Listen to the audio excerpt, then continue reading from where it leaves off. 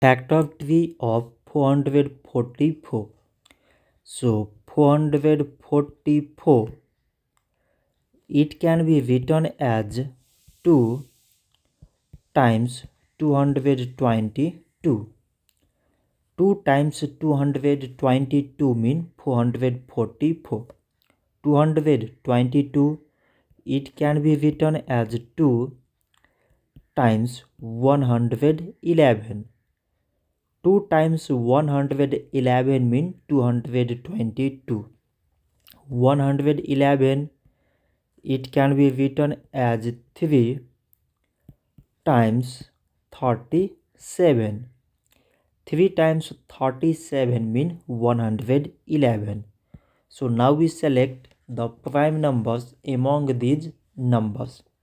So prime numbers here is 2, 2, 3 and 37.